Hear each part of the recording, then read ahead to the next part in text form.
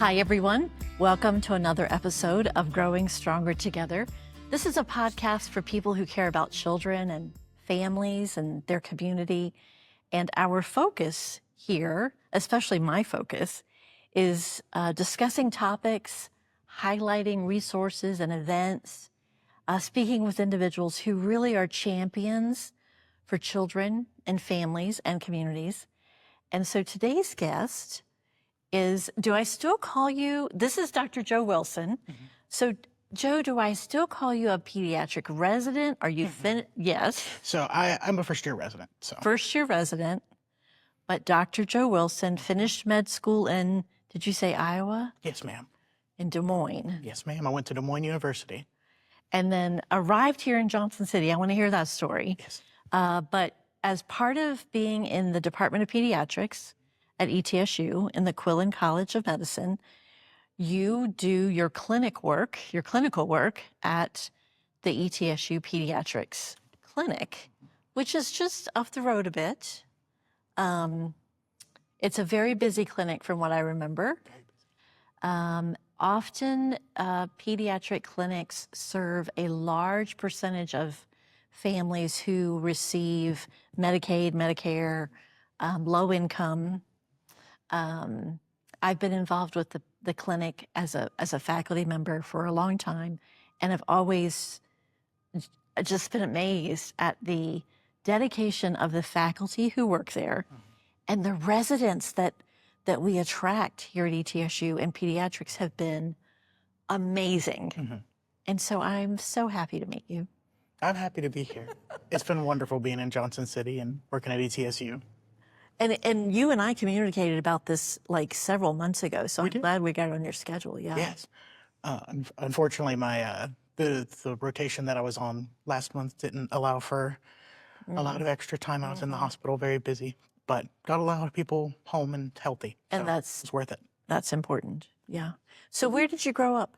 So I grew up in North Carolina, a little town called Thomasville. I like to joke if you take a triangle, it's like Winston-Salem, Greensboro, and High Point, North Carolina. Right. And you threw a dart and you hit right in the middle of those three. That's pretty close to where I grew up. Okay. So it was, I like to joke, it was a tiny town with really bad traffic because everyone's going in between those three. That makes sense. So how did you decide to become a doctor? Let's see, probably first started when so me and my best friend at the time, our grandfathers both passed away of both pancreatic cancer. Oh. Oh, no, I'm sorry, prostate cancer. Okay. And both within about a week of each other or so. Oh. And I was like, I don't want people to have to go through that. As I was probably 6, 7-ish. Oh. So I started kind of looking into it, really kind of made the commitment when I ended up going to Wake Forest for undergrad because I knew it was a pre-med school. Okay. I ended up getting my EMT licensure while I was there. Okay. And I did EMT for about a year just to confirm that it's what I wanted to do. And I enjoyed it, but I wanted to do more. And so I ended up going into medical school, ended up going to Des Moines University, DO school out in Iowa, because my poor mother didn't have enough on her plate at the time. And so I had to move several states away, but it was good. I enjoyed it out there, but I'm glad to be a little closer to home. Yeah, I've been to Des Moines. It's very flat. It's very flat. I like the mountains a lot. Yes, if you grow up I've always heard this, that if you grow up in the Appalachian Mountains especially, that you always have a yearning to stay or to come back. And you can go to many other places in the world that are beautiful, but there's something special about these mountains. I agree. I don't know what it is, but it's something special. So you came back to ETSU? I did. And the story behind that's kind of interesting. So I originally was planning to do child adolescent psychiatry, for which most of the time you do a psychiatry residency. The year I applied, or the year I went through the match process, psychiatry was incredibly competitive. I think they had maybe 1% or less of the spots unfilled. And a lot of people did not get spots in psychiatry. I was one of them. Okay. So I had to go through what's called the SOAP process, which is basically, oh gosh, I need to find a residency to take me. A good SOAP process is typically you get 10 interviews over the 2 days, and then you have hopefully 2 choices for Okay. when you get your offers. And did you say SOAP? SOAP, S-O-A-P. It's an like- acronym that I forget what it is. Okay, but like But yes, bubbly so soap. like bubbly Okay. soap. Okay. And then I ended up having about 33 interviews over 2 days with 27 different programs. It was very busy. I was up from like 7 in the morning until probably like 8, 9 at night. Well, that right there For 2 prepared you to be a days. doctor. I know. That's incredible. And then I ended up getting 6 first-round offers. Excellent. One of which was ETSU. The reason I ended up choosing ETSU is because our now program director called me the night before and was like, I know how stressed you are. I know that you're an excellent applicant. I want you to get some sleep. We've given you a first-round offer. You matched somewhere. Just get some rest tonight. Oh. And then the next morning, I was kind of weighing my options. And then she called me again and was like, I know you probably have a lot of options. I just want to be sure that there's no other questions you have about our program. And I told her, you answered them. And I ended up coming here. And I've been here about a year now. I'm in, as of this time, a week and a few days from now, I'll be here officially a year. Okay. And letter of David. That's excellent. That's a great story. I do know that the folks in pediatrics here at ETSU are extremely caring and knowledgeable, of course, wonderful professionals. But even for me, Joe, who I'm a professor in the College of Education. I'm a school psychologist by training. When I see them, they make me feel so valued and appreciated, and just genuinely care about me. And they don't have to do that because they don't see me that often. I've been very impressed. Yes, pretty much every attending I've worked with has been wonderful, and actually invested in me as a person. And I've had several things come up. I caught COVID like one of my first months here. Oh my! Ended up having to go to the ER, and they were just like, "Take all the time you need. Here's the process as far as like what you have to do to come back to work at the hospital, and the clinic is different, but do what you need to do. Let us know what you need from us." That's incredible. I had to. I got a super funny story real quick. I had an attending one time. I was with him. I had to work the day after my birthday. I was on for newborn nursery, and the attending was like, "Did you have a good birthday?" And I was like, "Well, yes, but I'm planning on treating myself tonight and going out for my dinner tonight." And he's like, "Oh, who you're going with?" And I'm like, "Oh, I was just gonna kind of go by myself." And he was like, No. So he ended up taking me out to Cheddar's and having a good lunch after That's wonderful. we got done seeing babies that morning. That's wonderful. So it's really impressive from a residency standpoint because there's such a history of residents being used and worked and overworked. It's really here. Now, don't get me wrong. We have a lot of long hours and we work very hard. Right. But we're very supported. And I don't feel like every residency program can say that. And it translates to patient care too. You support the residents feel good and supported, then they are in a good mental spot to really take care of patients. There's a lot less burnout, a lot less sequela of that. So it translates down the line too. Yes, I see that with just the families that I've worked with that I've shared. And I've had some interactions with the Baby Steps Clinic and just watching the care and the connection to families. And a lot of families, Joe, are struggling. I mean, they're struggling financially, they're struggling health-wise, they can be struggling with all kinds of social issues and trauma. And you would think that the burnout rate would be really high for those faculty members who are giving to residents, giving to patients, but they are such a resilient group and happy people. Have you noticed that? Oh, yes. I mean, Dr. Jay Shanker, I don't know that I've ever met anybody as upbeat as she is. I know. I love Dr. J. And She's so and Dr. wonderful. Mills, and wow. Yeah, they've been fantastic. Absolutely. I love working with Dr. Mills because, first of all, she gives awesome feedback.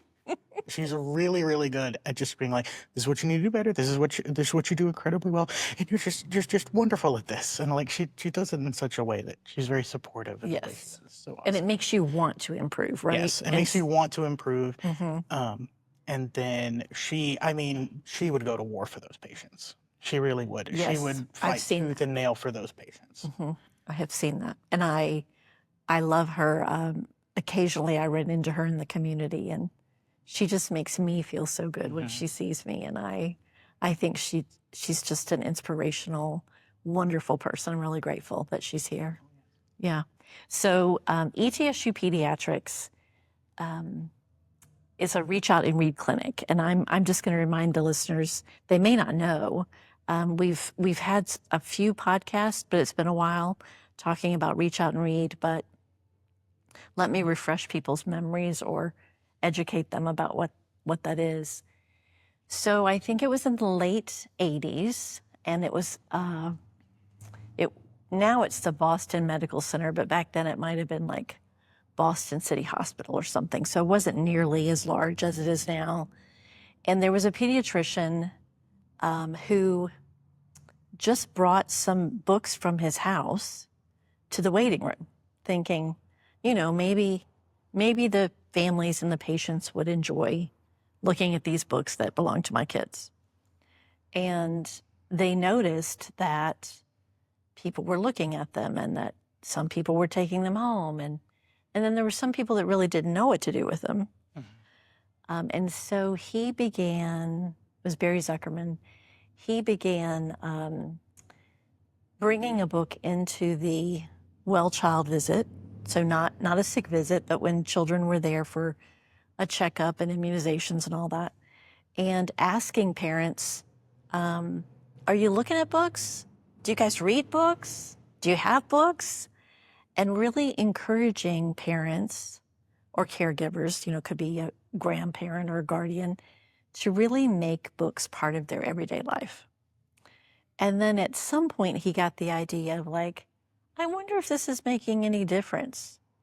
I'm really pushing this, and it's a lot of work to get, physically a lot of work to get books into the clinic. I used to do this, like carry boxes, go shopping at garage sales and all the things.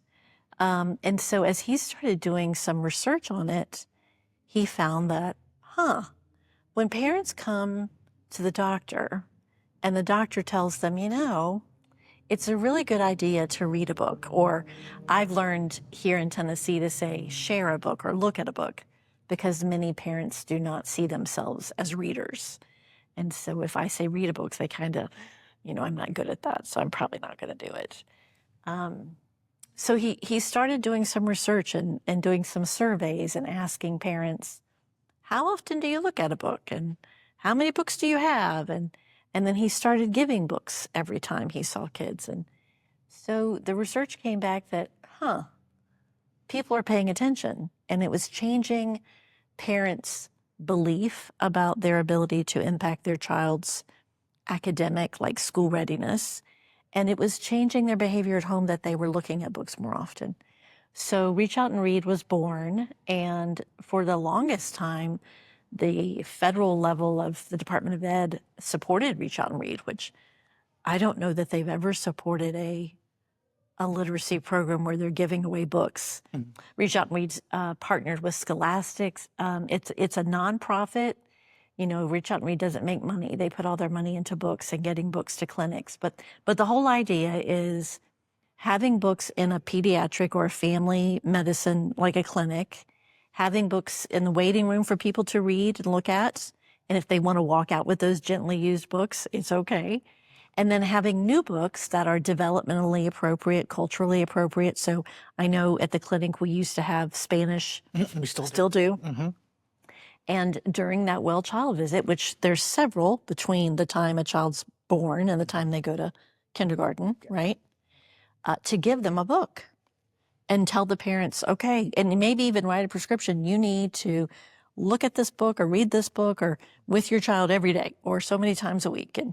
And then my part in Reach Out and Read was I had people that wanted to be teachers. That's what they were at ETSU for. And first of all, they were shocked that parents might not have books because most of them grew up with books. Right. And then also shocked that maybe people didn't even look at books or read books. So I had them volunteering in the waiting room.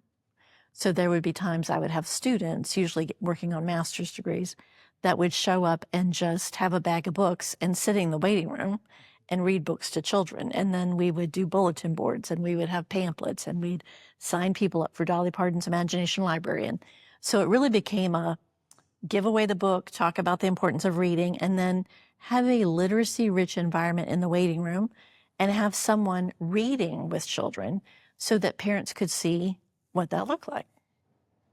So when you arrived at ETSU Peds, did you know about Reach Out and Read? I did not. I did not know about Reach Out and Read before coming. Really, my pediatrics experience was limited to family medicine and Okay. hospital Okay. before Mm-hmm. coming to ETSU. So I had not heard about Reach Out and Read before. Okay. You shared with me before we started this podcast that your mom's a teacher. My mother is a teacher. You know what? I knew I liked you the minute I walked in the door, but now I like you even more. What did she teach? A little bit of everything. So she started teaching like community college level, Okay. back before EMRs and everything. She did like med informatics, like medical records. Mm-hmm. So she taught that at the college level. Realized she loved teaching. Went back, got her master's. Taught grade school, and then kind of as she got into retirement, she's kind of doing, or she did. Like tutoring for grade school, pretty much any subject, mostly math, reading, history. I am grateful for her. I'm grateful for A lot all of kids people. were too. I mean, a lot of it's incredible people that are gifted to be teachers. Mm-hmm. It's really. I mean, she helped me pass my licensing exams. So. She did? Yeah. Oh, that's wonderful. She didn't know the information, but I basically gave her my flashcards and she kind of synthesized it in a way to help me learn. So. See, that's just an incredible skill. Yes, it's awesome. And some people just innately know how to teach. It's crazy. I mean, we do a great job at ETSU teaching people how to teach, but we also have people that walk in as freshmen that say, I've always wanted to be a teacher. And they just naturally understand, you don't really have to teach them. They just know. And you ask them, how do you know this? And they're like, well, I just know. It's really wonderful. So she was thrilled, I bet, when she heard about Reach Out and Read, huh? Oh my goodness, she was so happy. I was like, Mom, they give away the books at clinic and I can, they have this whole library that I can go and give kids books. And she's like, this is so nice. It is wonderful. So I think the thing that I didn't really think much about when we started this was how many families, and this is even probably more true now because I went to the grocery store yesterday and it was so expensive for one bag. But books are not always a priority when you don't have a lot of money. Mm-hmm. Oh, yeah. So when you see a child visit, you're able to give them a book. Oh, yes. Normally, I either bring it in with me when I first go and see the patient, Oh, or really? it's actually part of my handoff to my attending. It's like, oh, and I need to get them a book. Wow. So either the attending or I. Sometimes I'll go back in with the attending just to give them the book because it's very fun. And it's really cool because, again, it's every well child check. And admittedly, sometimes we give it to some sick visits too if they've been very good and deserve a book. Oh, wow. Yeah. But we do try to do it at every single well child visit. And it's very interesting because, a lot of kids are kind of like, this is, some of them are like, especially the older ones are like, I'm here for a well child visit. Why am I getting a book? And then slowly people are like, oh yeah, because this is a part of my health too, is reading, and it helps people develop. Something I do want to talk about is, so we obviously think of reading at school age and up in the high school, but reading to and looking at books with children as young as a day old has been shown to be incredible incredibly helpful for their development. It starts words association earlier. It helps prevent speech, like single speech delay. Hmm. Um, it helps people to, or it helps children to like communicate earlier. And it's really kind of cool seeing kids like grow up with we give them all the books. Some of them some of my like 2 and 3 year olds are like, okay, where's my book? They know, right? They know. They It's know. it's like I get a book when I come to see you, and it's like, you're here for a sick visit, but I can get you a book. Yes. Yes. Because if you're going to ask me for a book, I'm going to get you a book. Oh, yeah. Because we want kids to want books. Yeah, and that's the good thing about our clinic is we try to have a good age range of books.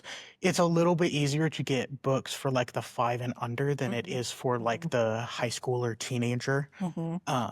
I feel like that's probably the biggest limitation. Sometimes it's like, okay, I want a book that the teenager is very interested in, and sometimes we only have we don't have as big a selection. Right.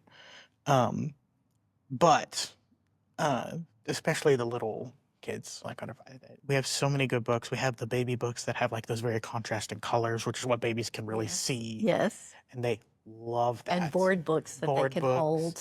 That they can hold and chew on and do all the fun baby things with. But I've started making that part of my speech to parents. So everyone has the little speech that they give, especially in the newborn nursery, where it's like, okay, this is how to take care of your baby. This is what you need to do with baby when you go home. This is what you need to do for baby. And I started making like it a part of my thing, like read, sing, talk. I know they can't respond just yet because they're a little baby, but it starts forming those connections early. And it's been shown with several studies to be so helpful in the development of kids. And I love that you're saying that, because when I first started working with it, Reach Out and Read, I just did some search in the literature for, how do people regard physicians, and do they listen? Do they do what they're supposed to? And this has been 20 years, but overwhelmingly, the summaries were people do pay attention to what the doctor tells them. Mm-hmm. And they hold that in high regard, and that they know that whatever the doctor tells them is very important. Now, they might not always do what they're so supposed to, but they will acknowledge, yes, I know I need to do that because my doctor told me. Right. So when we started with Reach Out and Read, one of the things that I really tried to impress Karen Scatsino, was, Karen, please realize how much influence you have as a physician on families.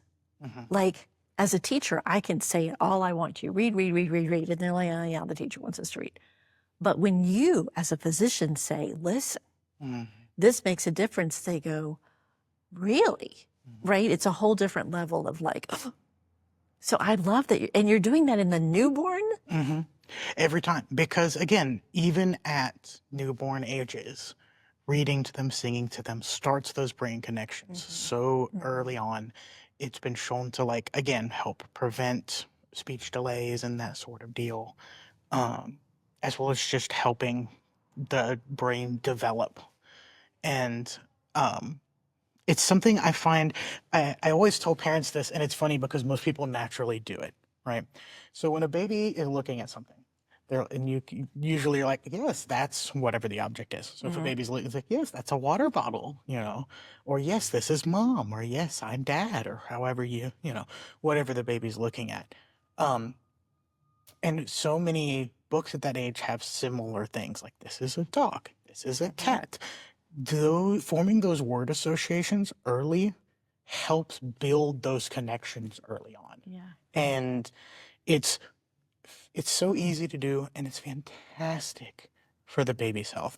I will admit, I have not done the research on this aspect of it, but I imagine, just from personal experience, that probably it does the family a bit of good too, because it's fun to. Yes. I always tell parents, have fun with your baby. It's fun. Yes. It's stressful, It is especially that first few weeks.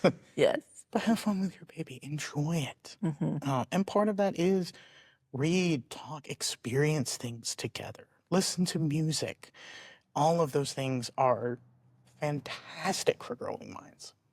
And that's so true. And we have done research on the social emotional part of book sharing or shared reading, or, there's lots of different terms that we use.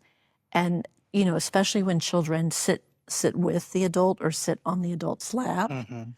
And also when it's more interactive, of not just reading every word on the page and making the child sit until you start with page 1 and end with the last page, but to actually have that interaction of like, what do you see, and where is that, and what are they doing? And I'll never forget, one of my fondest memories of childhood is me and my brother would have my mom read Dr. Seuss books to us, especially Fox and Socks. Fox and Socks, Green Eggs and Ham. Because we loved hearing mom mess up the tongue twisters for Fox and Socks. Now, to be fair, my mother still hasn't told me where she hid our Green Eggs and Ham book because we asked for it so much. so much. But that's one of my fondest memories. And my mom remembers it too, and remembers it fondly. And, it's one of those things that, like, I think about it and I'm like, big smile on my face just thinking about where I was and how much fun we had. And, with us kind of messing with each other and having a good time. And, you know what I mean? And my mother is now an expert at tongue twisters. You can't get her with a tongue twister anymore.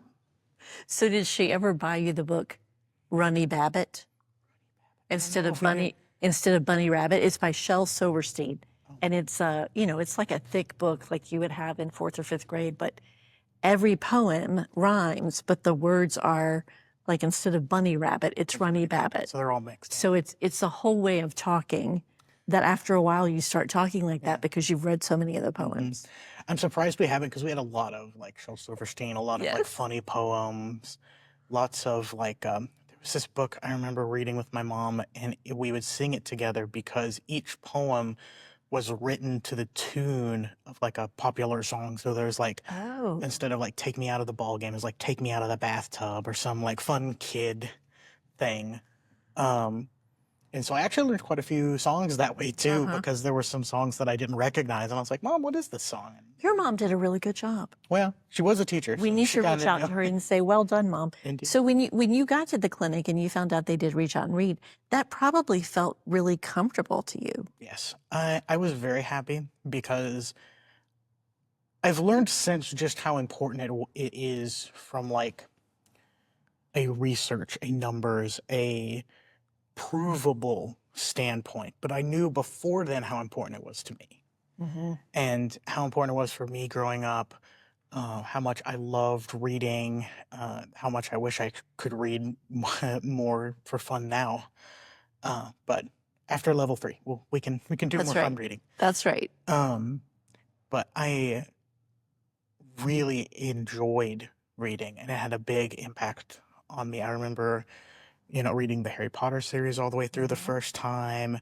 I remember reading through, I think it was the Aragon series, where at the end of it, I actually started crying and like went back to the beginning of the last chapter and read it again, hoping that it would be different the second time I read it, because it didn't end quite the way I wanted it to. And all of those things. And it's so good because books give you a lens into worlds that you would never experience otherwise. Now, I like fantasy because I like seeing into a world of fantasy. But another big books that I love reading is history. I love history books. I absolutely adore Diary of Anne Frank. It's a great book. But again, they take you somewhere that you would never be able to experience otherwise. That's true. You can learn from those experiences. And that's how people, even adults, that's how we learn and grow, is by going and doing new things and trying something different. That's so true. And books give us a way to do that that's very easy, that everyone can kind of sit down and enjoy. A lot of the ones that we have now, we got a new shipment in, and we have some Sesame Street books, and I love them. Sesame Street and Clifford. And I was like, yes. Clifford the Big Red Dog. Clifford the Big Red Dog. Because those are the books I read as a kid. I love them. Yeah. And a lot of the Sesame Street books are so good because they have very important lessons or even minor lessons, right? Like, sorry, hit the mic. Like, brush your teeth, Hmm. eat vegetables. Hmm. You can eat cookies like Cookie Monster, but Cookie Monster has to eat vegetables too. That's right. And it kind of like, oh, okay, yeah, I can put myself in this scenario. I can see what I would do in it. I would be kind of like, I don't want to eat vegetables, but maybe I could come around and eat vegetables too. Yeah. Um, Books give us so many different things to help kids. It gives us ways for them to experience things that they would never be able to experience. Hmm. It gives us ways to help them. I know Sesame Street has a wonderful series on different tragic events that are printouts that kids can read. Oh, wow. They're for parents and kids like dealing with the loss of a loved one or natural disasters, Hmm. which are absolutely astonishingly wonderful for kids. And, you know, kids can read that and be like, oh, okay, so I'm like this character right now. And they're feeling kind of what I'm feeling. Hmm. And this is how they're kind of handling it. So this is what I should do. Okay, so let me ask you this question. So it's clear to me that you're very comfortable with books. You grew up with books. You have this great mom who's a teacher. Have you met families who had some reluctance? And if so, how did you manage that? I wouldn't say reluctance. I would say I've met more confused families. Like, Oh, we're here for a doctor's visit. Why are we getting a book? And I think that's just because people don't associate the social health, the mental health with their actual health. And that's a really important part of being, especially a general pediatrician, but any doctor, is right. recognizing that, you know, yes, I'm here to see you to make sure you don't have a cold, make sure you're developing appropriately, and make sure that you're getting all your vaccines.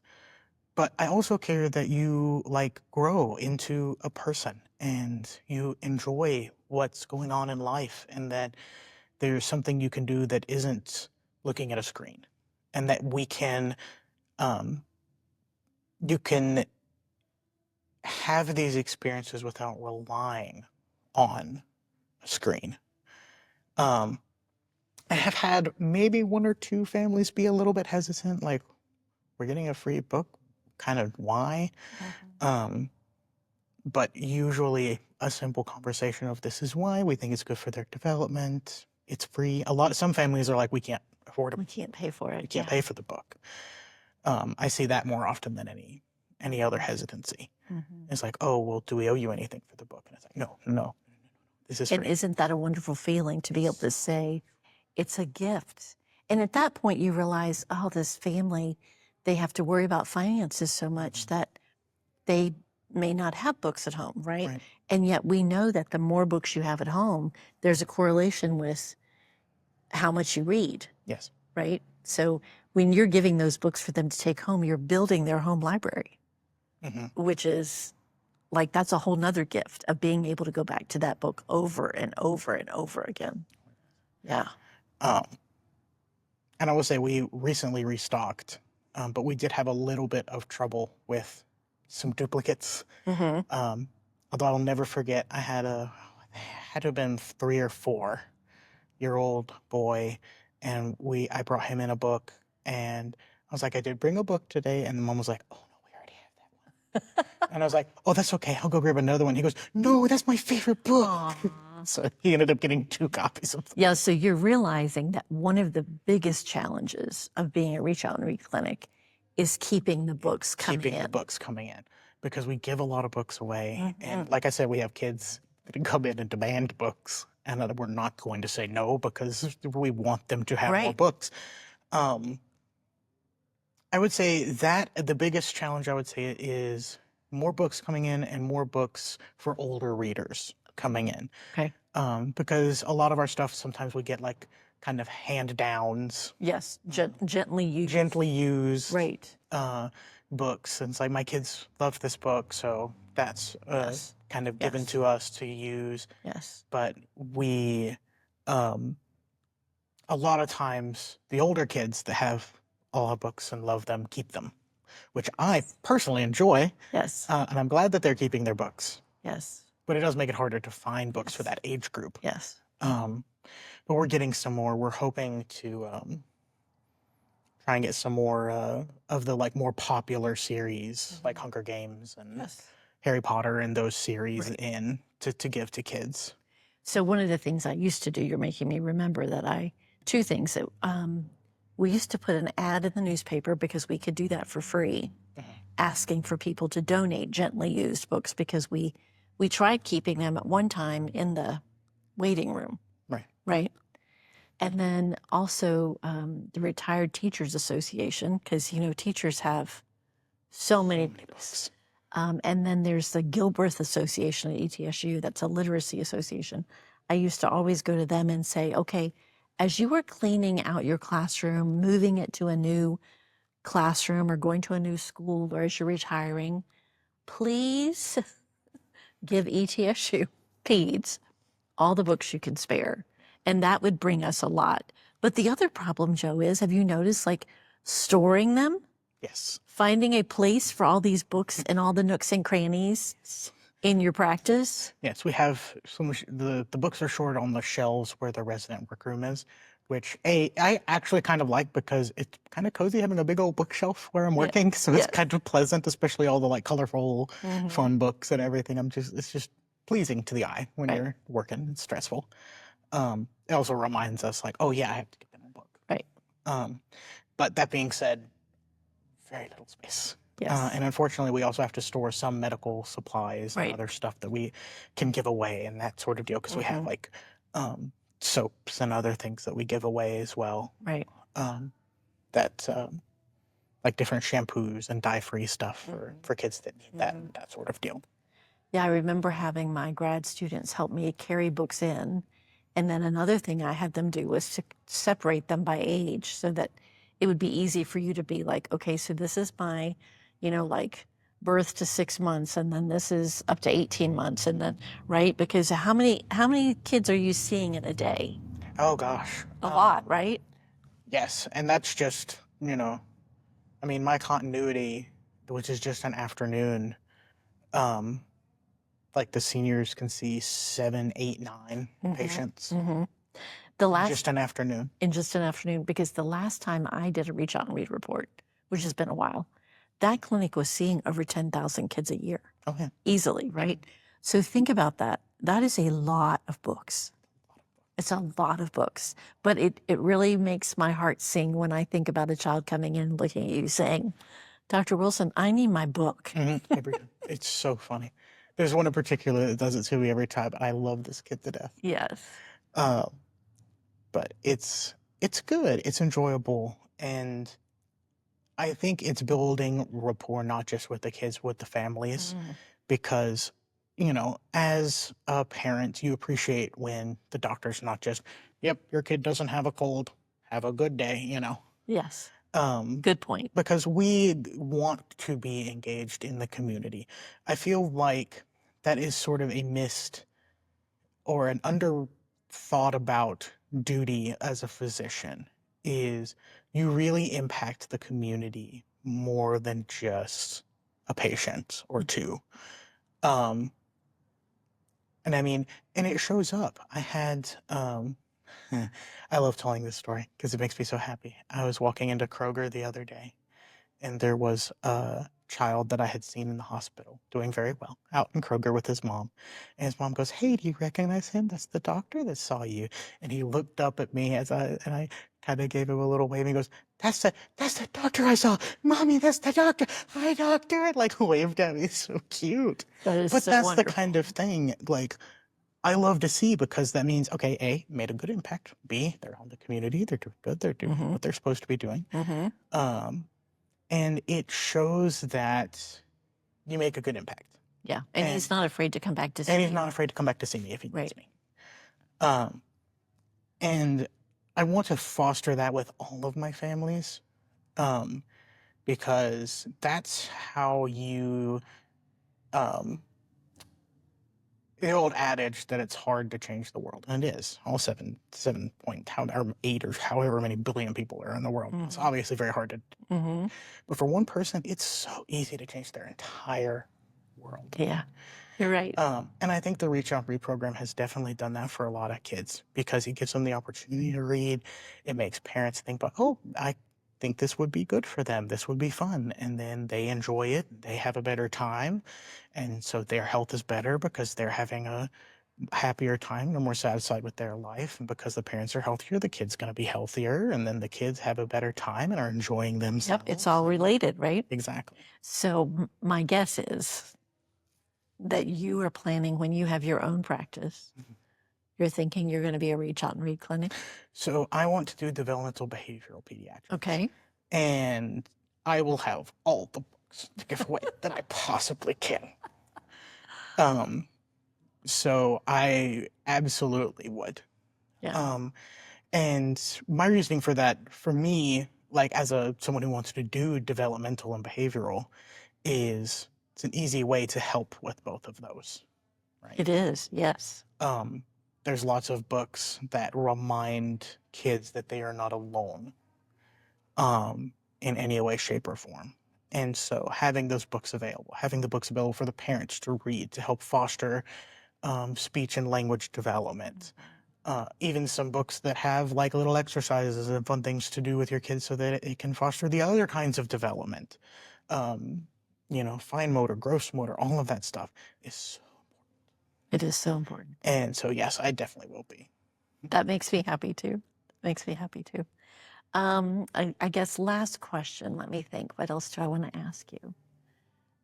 What has been the most surprising thing about the Reach Out and Read program, do you think?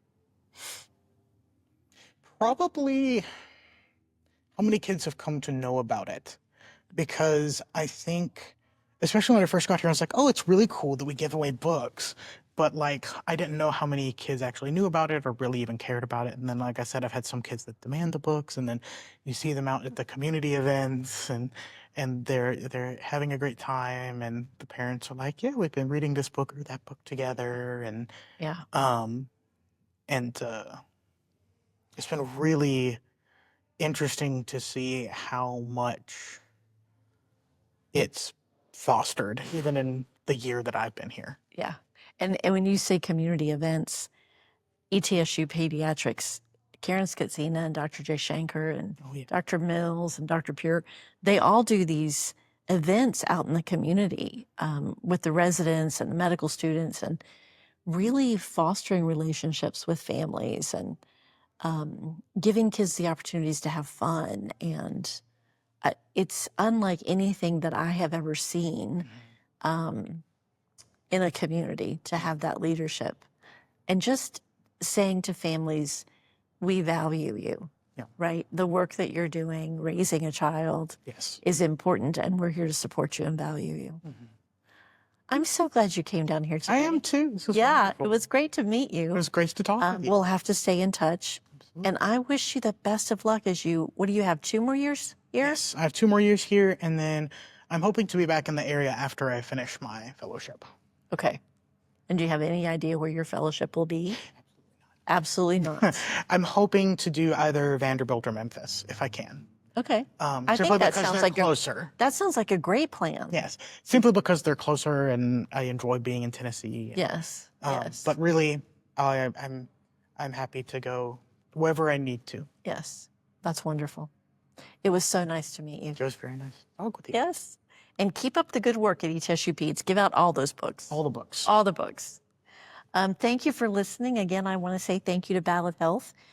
They have sponsored this podcast for a few years now as part of their community improvement grants. And I'm thankful to Karen Skatsina and William Dodd for also being hosts and having wonderful guests on. And also to Mitch here at Maypop Media, making podcasting is that a word, podcasting, Mitch? It's a word? Okay. I was thinking I just made it up. You make it so easy and so pleasant. It's wonderful to be here. Join me again next time. I have a couple more guests coming up in the near future that are fabulous, and you won't want to miss any tips or tricks or resources or information. And until then, take care.